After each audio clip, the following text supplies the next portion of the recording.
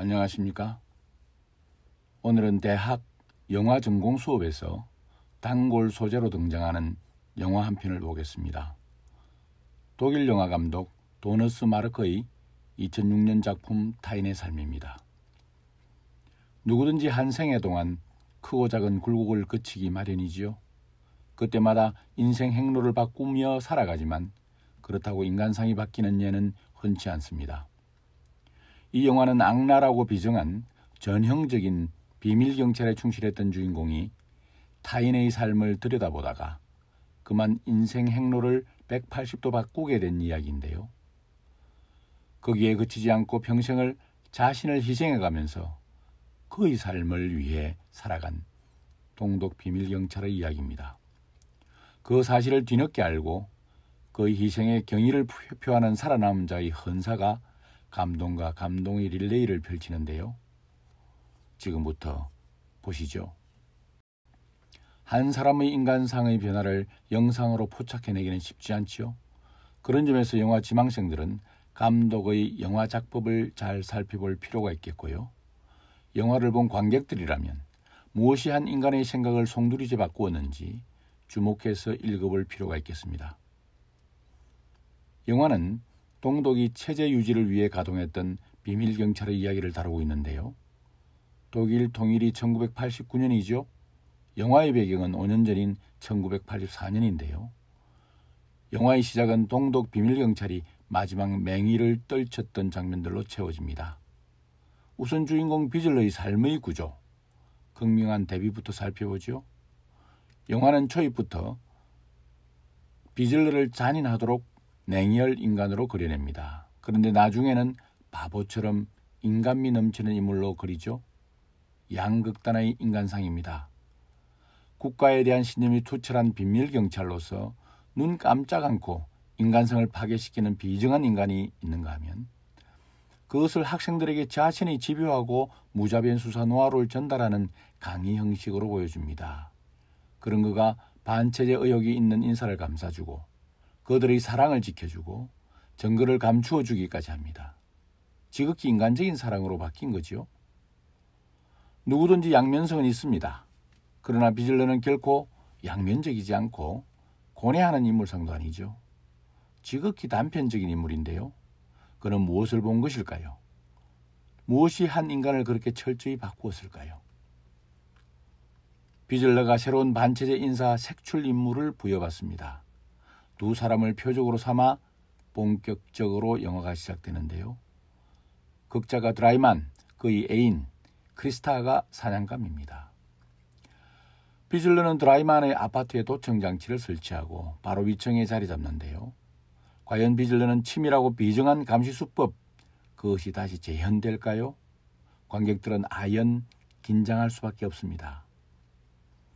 밖에서는 경계심을 늦추지 않았던 드라이만이 집에 들어오는 순간 모든 것을 잊고 크리스타와 사랑에 몰두합니다. 과연 냉혈인간 비즐러의 감시 속에서 두 남녀의 사랑은 지속될 수 있을까요? 아니, 두 사람은 살아남을 수 있을까요? 사랑을 나누는 두 사람의 대화에는 이념이 없습니다. 당연히 반체제의 흔적도 발견되지 않고요. 그들의 사랑 이야기는 고스란히 비밀경찰 내부로 전달되는데요.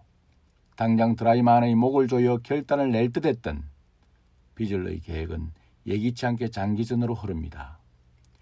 날이 갈수록 비즐러는 당초의 감시에서 관심으로 옮아가는 분위기네요. 이때 영화는 의외의 장면으로 비즐러의 변화를 드러내 보입니다. 엘리베이터에서 축구공을 든 소년이 함께 탄 비즐러에게 대뜸 비밀경찰이냐고 묻는데요. 비즐러가 엉뚱하게도 대답을 못하고 이름이 뭐냐고 묻습니다. 무슨 이름 말이에요? 그 축구공 이름 말이다. 축구공 이름이 어디 있어요? 비즐러의 눈빛은 예전의 눈빛이 아니네요. 영화는 달라진 그의 눈빛을 비추고 있습니다. 이로써 반대편 극단의 인간상, 지극히 다감하고 인간적인 주인공 비즐러가 등장한 것이죠. 드라이만에게 그의 스승이었던 연출가의 자살 소식이 전해집니다. 드라이만이 피아노를 치고 비즐러가 매우 깊이 그 음악을 듣습니다. 비밀경찰로서는 생전 느껴보지 못했던 전율을 느끼는데요. 차츰 비즐러는 두 연인의 사랑을 이해하고 두 사람의 일상에 매혹됩니다. 비즐러는 스스로 사랑을 갈구하는 자신의 심경을 억누르지 못하고 돈을 주고 여자를 사서 사랑을 느껴보려 합니다. 그러나 현실 속의 여성은 돈만큼만 비즐러의 욕정에 응할 뿐이죠. 부족한 욕정조차도 돈을 더 내라는 요구에 무색해지고 맙니다. 비즐러가 원하는 사랑은 현실에서는 채워지지 않지요. 비즐러에게는 도청장치를 통해 두 연인의 사랑 이야기와 예술에 대한 대화가 끊임없이 전해집니다.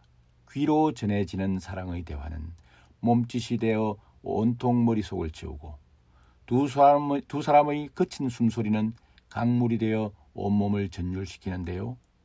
비즐러의 마음을 온통 흔들어 놓습니다.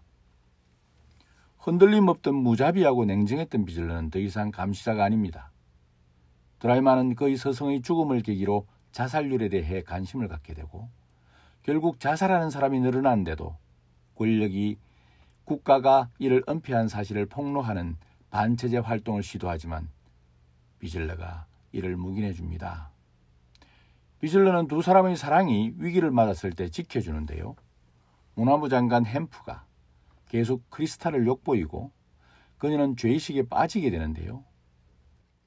결국 크리스타가 집을 나와 술집을 찾았을 때 우연히 울적한 기분을 달래려 술집을 찾은 비즐러가 그녀를 설득해 드라이맨에게 돌려보냅니다. 비즐러는 어느덧 보호자로 변해 있네요. 무엇이 그렇게 만든 것일까요? 비즐러는 두 사람이 일상에서 무엇을 보았고 드라이맨과 크리스타는 무엇을 보여주었나요? 아무것도. 본 것은 아무것도 없지요. 오직 귀로 들을 수만 있었을 뿐입니다. 그들이 나누는 대화나 사랑하는 모든 것은 들려올 뿐이죠. 귀를 통해 오감을 자극하는 두 사람의 사랑을 비즐러는 상상했을 뿐입니다. 이 영화가 재미있는 것은 반체제 인사로 다름 아닌 예술가를 정한 것인데요. 하고 많은 반체제 인사들 중에 하필이면 피아노 연주를 하고 예술에 대한 이야기가 일상인 예술가를 감시 대상으로 했다는 점입니다. 겨우 자살 은폐를 고발하는 정도의 반체제 활동가를 잡겠다고 그렇게 무자비한 비밀경찰을 배치한다는 설정 말입니다. 그것은 분명 무엇이 한 인간을 변화시키는지를 감독이 보여주려고 한 것 같은데요. 그것은 바로 소리지요. 만일 이 영화가 요즘 비밀경찰이 도청 대신 CCTV로 도찰해서 눈으로 확인하는 감시 활동을 했다면 비즐러가 그렇게 심경의 변화를 겪었을까요? 확언하기는 어렵지요. 그러나 이것 하나만은 분명합니다. CCTV로 장면이 그대로 전달되었다면 적어도 CCTV는 방 전체를 비출 것이고 CCTV에는 그 두 사람만이 아니라 방 안에 많은 정보들이 담겼을 것이고 예컨대 책장에 무슨 책이 있나 하는 것들이죠. 그 두 사람의 대화는 그 많은 정보 가운데 일부일 뿐이지요. 그들이 사랑을 나눈다 하더라도 카메라가 그 장면만을 포커싱하지는 않지요. 반면에 도청장치를 통해 들려오는 것에는 오로지 두 사람의 대화, 사랑 이야기, 그들의 숨소리에 집중될 수밖에 없지요. 또한 눈으로 전달된 정보는 머리로 전해집니다. 지극히 이성적인 판단을 하게 하지요. 그런 반면 귀로 전달되는 정보는 오감으로 전해지지요. 그 과정에서 어떤 이미지가 만들어져 마음으로 전해집니다. 굳이 미디어학자 맥루한을 말하지 않더라도 CCTV는 쿨 미디어 역할이고 도청장치는 한 미디어 역할을 하는 것이죠. 다시 말해서 CCTV로 보게 되면 전해지는 정보가 많고 보는 사람의 해석 여지가 많지요. 반면 도청장치로 들려오는 정보는 오로지 전달자에게 집중될 수밖에 없고 듣는 사람이 개입할 여지가 없는 것이죠. 그들의 사랑의 속삭임, 숨소리밖에 들리는 것이 없다면 듣는 사람이 느끼는 전율은 클 수밖에 없겠지요. CCTV로 본다고 가정해 볼까요? 과연 그들의 숨소리에 집중하게 될까요? 자, 정리하겠습니다. 비밀경찰은 크리스타의 죽음과 함께 드라이만에 대한 감시를 거두는데요. 소개의 목적 달성에 실패한 책임은 당연히 비즐러의 몫이 됩니다. 덕분에 그는 좌천이 되고 물러나 우편 배달을 하며 쓸쓸하게 살아갑니다. 5년이 지난 어느 날 베를린 장벽이 무너지고 감독은 에필로그를 특별히 길게 이끌어내면서 5년 전 감시자와 피감시자의 만남을 시도합니다. 드라이만이 자신을 감시한 자료를 찾아내고 비로소 감시자 비즐러의 존재를 알게 됩니다. 비즐러가 자신의 사랑과 예술을 지켜준 흔적을 발견하고 그 시절 그의 진실에 감동합니다. 자신으로 인해 외롭고 쓸쓸하게 살아가는 비즐러를 찾은 드라이만은 그에게 달려가 감사의 말을 전하려다가 대신 소설을 쓰고 비즐러에 대한 헌사를 담습니다.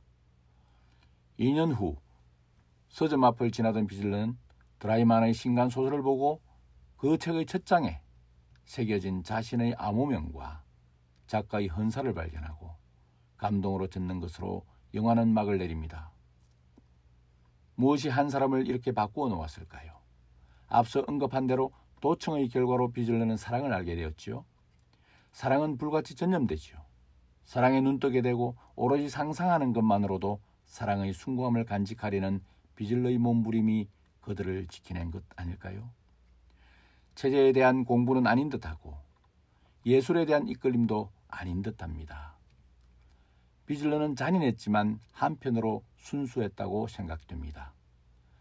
여기 순수했기에 시대의 운명을 따라 잔인할 수밖에 없었던 주인공의 삶이 있습니다. 또 순수했기에 한때 지켜볼 수밖에 없었던 뜨겁게 사랑하며 살아간 타인의 삶이 있습니다. 비록 타인의 삶일지라도 비즐러는 사랑하며 살아간 삶을 끝내 기억하는 것만으로 살아갈 이유를 찾은 것일까요? 여러분은 무엇이라고 생각하시나요? 국가 권력의 무참한 횡포에 대한 한 비밀경찰이 몸으로 쓴 참회록을 담은 영화 타인의 삶이었습니다.